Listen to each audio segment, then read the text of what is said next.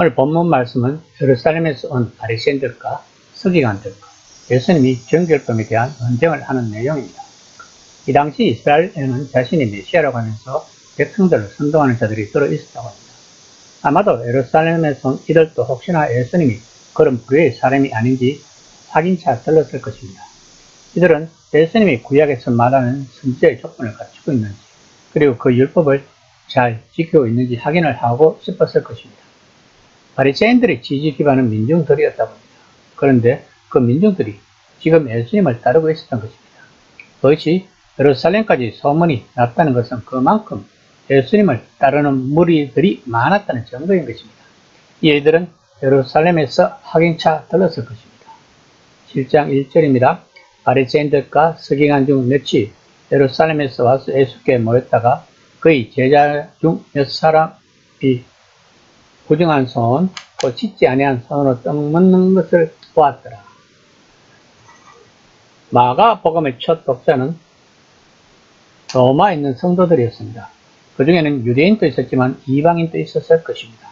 그래서 본문에서 부정한 손은 씻지 않는 손이란 것을 설명하고 있는 것입니다. 즉, 바리새인들이 보기에는 예수님이 제자들은 정결의식을 지키지 않는다고 생각했을 것입니다. 그런데 본문에서 언급된 떡을 먹을 때 손을 씻는 간섭은 모세의 율법에 전혀 언급되지 않고 있는데 이는 아마도 제사장의 제의적 관례로부터 유래된 것으로 보입니다. 7절 3에서 4절입니다. 바리새인들과 모든 유대인들이 장로들의 전통을 지켜 손을 잘 씻지 않고서는 음식을 먹지 아니하며 또 시장에서 돌아와서는 물을 뿌리지 않고는 먹지 아니하며 그 외에도 여러 가지 일을 지키어 오는 것이 있으니 장가, 주발가, 녹그릇을 씻음이라라. 본문에서 갈로를 친 것은 유대인들의 전통과 관례를 잘 모르는 이방인 독자들의 이해를 돕기 위한 마가가 설명해 놓은 해설 구절입니다. 마가는 제자들이 손을 씻지 않고 식사하는 것은 유대교 전통 속에서 전성되어 온 것을 지키지 않아서 문제가 된 것이라고 설명을 하고 있는 것입니다. 이 전통은 구전으로 내려오다가 200년경 성문화가 되었다고 합니다.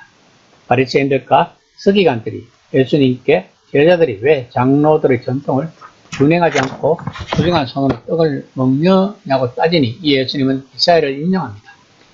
7장 6에서 7절입니다. 이르시되 이사야가 너희를 외식하는 죄에 대하여 잘 예언하셨도다. 기록하였으되 이 백성이 입술로는 나를 공경하되 마음은 내게서 멀도다. 사람이 계명으로 교훈을 삼아 가르치니 나를 헛되이 경배하는도다 하였느니라. 바리새인들과 서기관들이 제기한 문제에 대한 예수님의 응답은 이사야의 예언을 인용하십니다.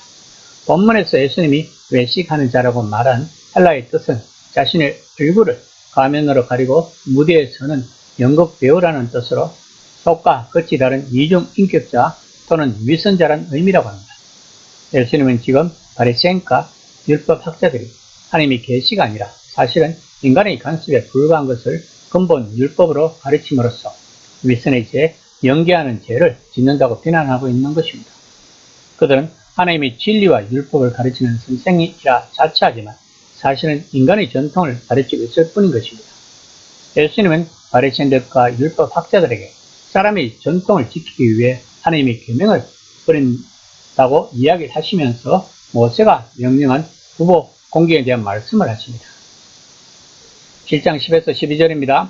모세는 내 부모를 공경하라 하고 또 아버지나 어머니를 모욕하는 자는 죽임을 당하리라 하였거늘 너희는 이르되 사람이 아버지에게 어머니에게나 말하기를 내가 들어 유익하게 할 것이 거룩한 곧 하나님께 드림이 되었다고 하기만 하면 그만이라 하고 자기 아버지나 어머니에게 다시 아무것이라도 하여 드리지를 허락하지 아니하여 하나님이 주신 계명에는 내 부모를 공경하라고 되어 있습니다.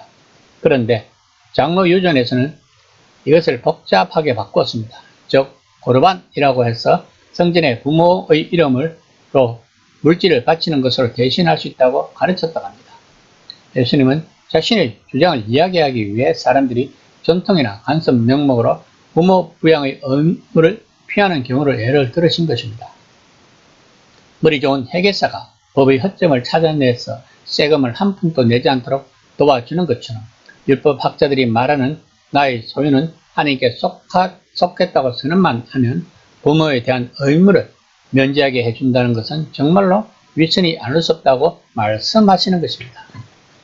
처음부터 부모에 대한 의무를 명령하신 분은 하나님이신데 공식적으로 하나님께 돈을 들었다고 하는 것은 사실상 자신들이 존귀하게 여긴다고 하는 하나님을 조롱하는 것이라고 말씀하시고 있는 것입니다. 즉 너희들이 진짜 외식하는 자란 말씀을 하시고 계시는 것입니다. 7장 13절입니다. 너희의 전한 전통으로 하나님의 말씀을 피하면 또 이같이 일을 많이 행하느니라 하시고, 예수님과 바리새인들이 논쟁했던 주제는 누가 하나님을 대변하는가였던 것입니다. 바리새인들은 하스몬 왕조 때 시작이 되었기 때문에 정치적이고 종교적인 의제를 쌓아왔습니다.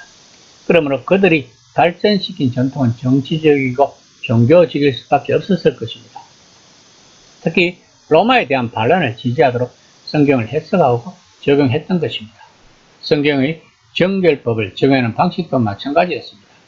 강경주의 바리새인들이 즉 샴마이 학파들이 받아들이라고 촉구하는 전통을 끝까지 따른다면 그 종착점은 로마에 대한 투쟁일 것입니다.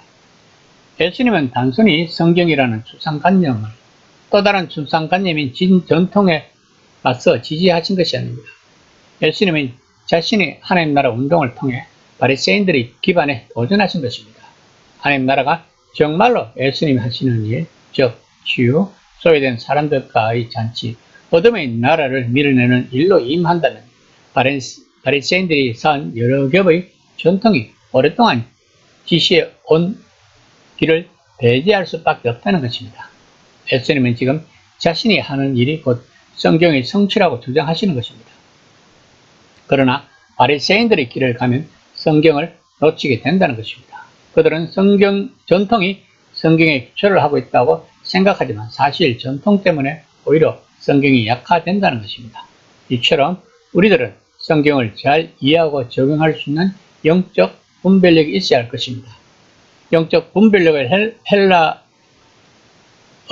의미는 지혜롭고 논리적이라고 합니다. 이 시간 나의 영적 분별력은 어떠한지 한번 점검해 보는 시간이 되었으면 합니다.